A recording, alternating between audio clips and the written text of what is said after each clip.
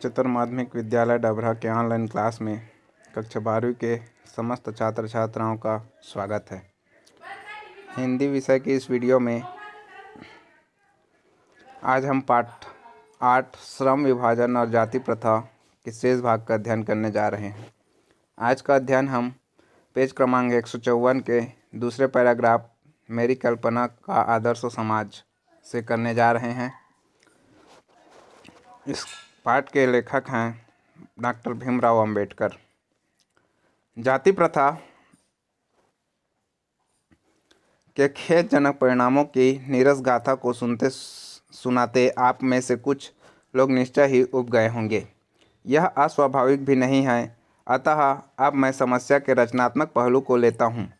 मेरे द्वारा जाति प्रथा की आलोचना सुनकर आप लोग मुझसे यह प्रश्न पूछना चाहेंगे कि यदि मैं जातियों के विरुद्ध हूँ तो फिर मेरी दृष्टि में आदर्श समाज क्या है।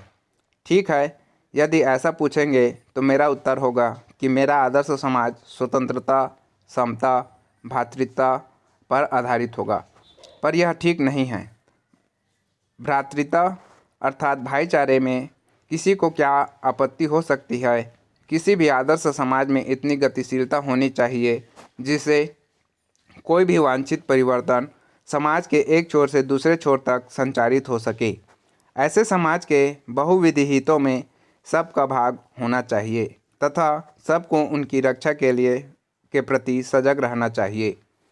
तो जो लेखक डॉक्टर भीमराव अंबेडकर हैं वो कह रहे हैं इस पैराग्राफ में कि जाति प्रथा, श्रम विभाजन और जाति प्रथा के आधार पर सभ्य समाज की स्थापना नहीं की जा सकती। और ऊपर के पैराग्राफ में उन्होंने जिस प्रकार से जाति प्रथा का क्या किया है, आलोचना किया है, उससे सुनते सुनाते जो भी इस पाठ के अध्ययन में लगे हुए या जिन लोगों ने इस पाठ का अध्ययन किया है या लेख का अध्ययन किया है वो उब गए होंगे, ऐसा उनका मानना था। और वो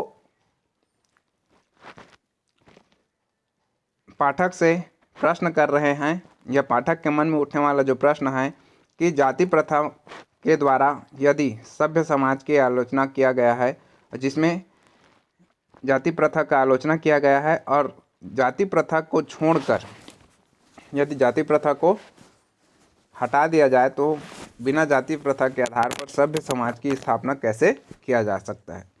तो लेखक भीमराव अंबेडकर ने अपना विचार व्यक्त करते हुए यहाँ लिखा है कि उनके द्वारा यदि सभ्य समाज की आलोचना किया, सभ्य समाज का रचना किया जाएगा तो वो सभ्य समाज तब होगा जब उसमें लोग क्या होंगे, समाज में स्वतंत्रता, समता और भ्रातृत्व की भावना के साथ व्यक्ति एक दूसरे के साथ भाईचारे के साथ जीने लगेंगे, वहीं उनके हिसाब से सभ्य समाज कहलाएगा।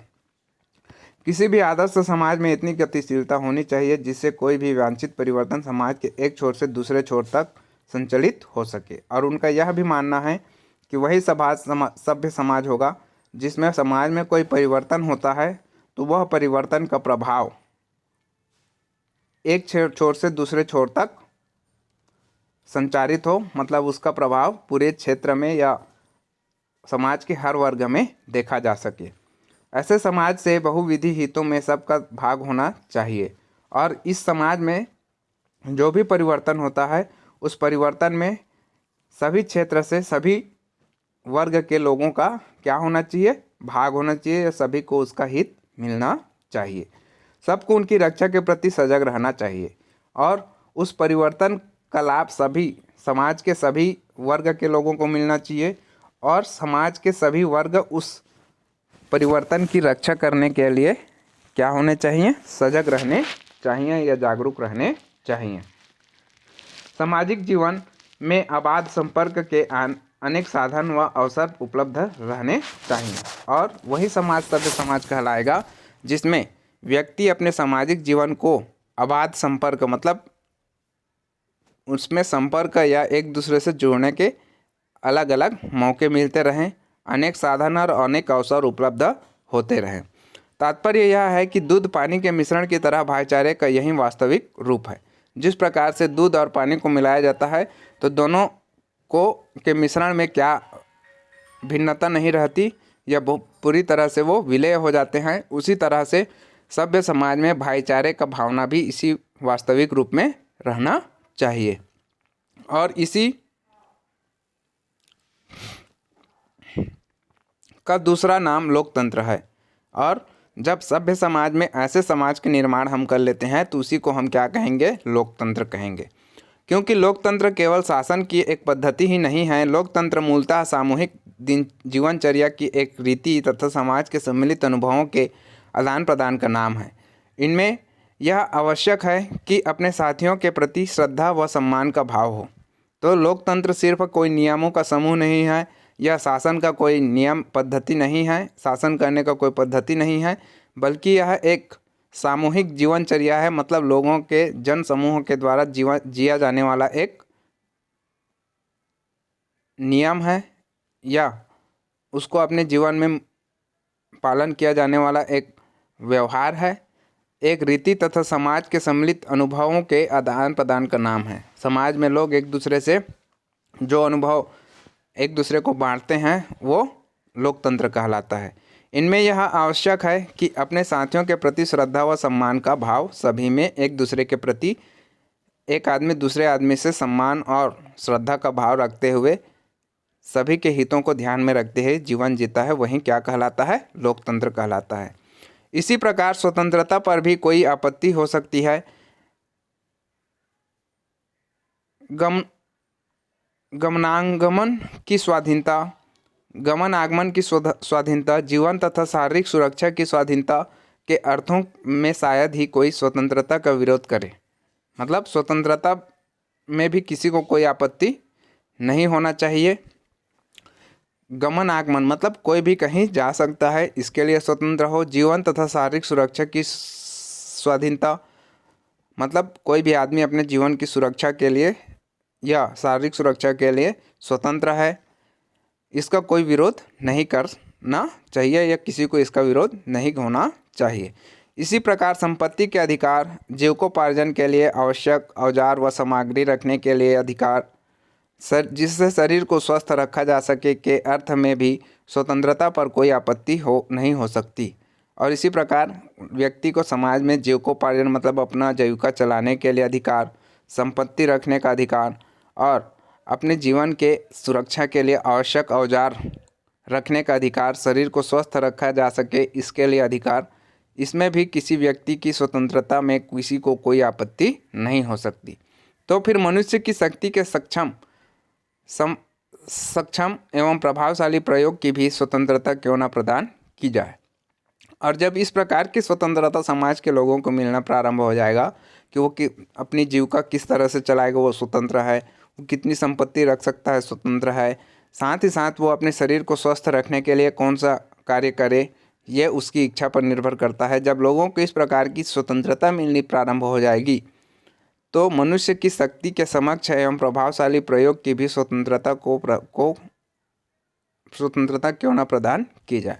तब व्यक्ति को प्रभावशाली प्रयोग की भी स्वतंत्रता मतलब वो अपने जीवन को किस तरह से प्रभावशाली बना सकता है, ये प्रयोग करने की भी स्वतंत्रता उसको मिल जाएगी या दिया जाएगा। जाति प्रथा के पोषक जीवन, शरीर, सुरक्षा तथा संपत्ति के अधिकार की स्वतंत्रता को तो स्वीकार कर लेंगे, परंतु मनुष्य के सक्षम एवं प्रभावशाली प्रयोग की स्वतंत्रता देने के लिए जल्दी तैयार नहीं होंगे, क्योंकि इस प्रकार के स्वतंत्रता का अर्थ होगा अपना व्यवसाय चुनने की स्वतंत्रता किसी को नहीं है। तो इसका अर्थ उसे दास्ता में जकड़ कर रखना होगा, क्योंकि दास्ता केवल कानूनी पराधीनता को ही नहीं कहा जा सकता। दास्ता में वह स्थिति भी सम्मिलित है जिससे कुछ व्यक्तियों को दूसरे लोगों के द्वारा निर्धारित व्यवहार एवं कर्तव्यों का पालन करने के लिए विवश होना पड़ता है। यह स्थिति कानूनी पराधीनता न होने पर भी पाई जा सकती है। उदाहरणार्थ जाति प्रथा की तरह ऐसे वर्ग होना संभव है जहां कुछ लोगों की अपनी इच्छा के विरुद्ध पेशे अपनाने पड़ते हैं। तो भले ही लोगों को समाज ने क्या दिया है, जीने की स्वतंत्रता दिया है, संपत्ति रखने की स्वतंत्रता दिया है, लेकिन सक्षम एवं प्रभावशाली प्रयोग करने की स्वतंत्रता समाज कभी भी देने के लिए तैयार नहीं होती, क्योंकि इस प्रकार की स्वतंत्रता का अर्थ होगा कि व्यक्ति अपने इच्छा के अनुसार क्या होगा, व्यवसाय का चुनाव कर सकता है। और इस प्रकार की स्वतंत्रता किसी को समाज अभी तक देने के लिए राजी नहीं होता। तो इसका अर्थ उसे दासतापूर्ण जीवन जीने से लगाया जा सकता है। दासता का मतलब सिर्फ कानूनी बंधन में जीवन जीना ही नहीं है, बल्कि जब व्यक्ति कोई अपना इच्छा के अनुसार व्यवहार,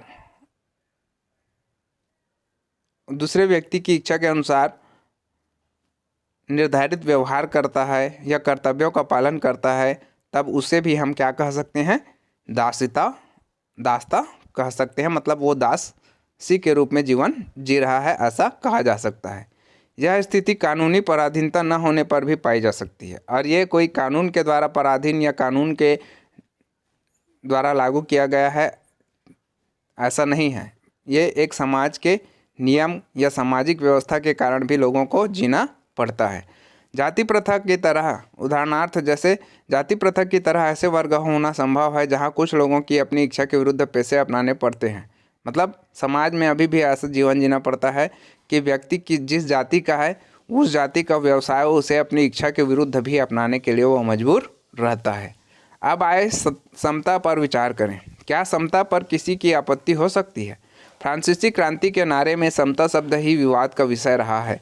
समता के आलोचक यह कह सकते हैं कि सभी मनुष्य बराबर नहीं होते, और उनका यह तर्क वजन भी रखता है, लेकिन तथ्य होते हुए भी यह विशेष महत्व नहीं रखता, क्योंकि शाब्दिक अर्थ में समता असंभव होते हुए भी यह नियामक सिद्धांत है। मनुष्यों की क्षमता 3 बातों पर निर्भर रहती है: शारीरिक वंश परंपरा, सामाजिक उत्तराधिकार अर्थात सामाजिक परंपरा के रूप में माता पिता की कल्याण कामना, शिक्षा तथा वैज्ञानिक ज्ञान अर्जन आदि सभी उपलब्धियां जिनके कारण सभ्य समाज जंगली लोगों की अपेक्षा विशिष्टता प्राप्त करता है, और अंत में मनुष्य के अपने प्रयत्न।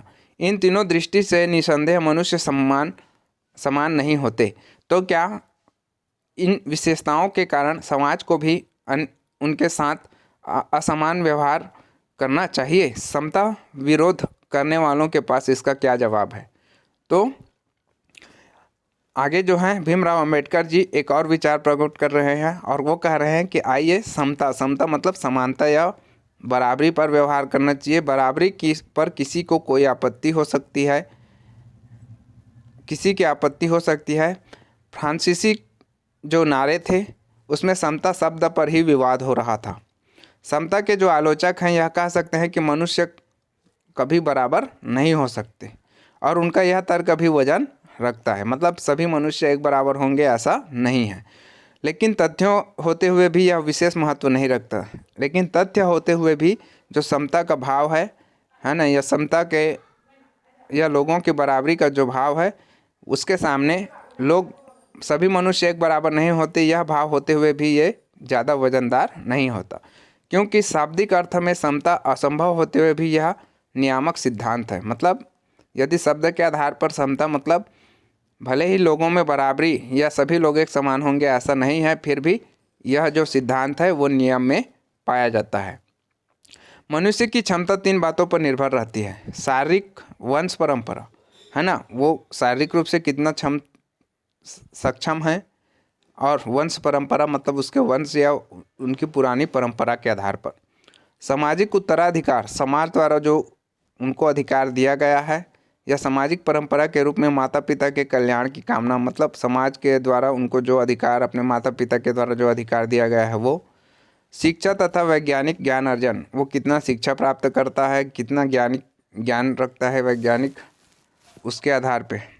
और अंत में मनुष्य के अपने प्रयत्न, और वो अपने आप को दूसरों के बराबर खड़ा रखने के लिए या दूसरों से बराबरी करने के लिए कितना प्रयत्न करता है, ये सक्षमता पर निर्भर करता है।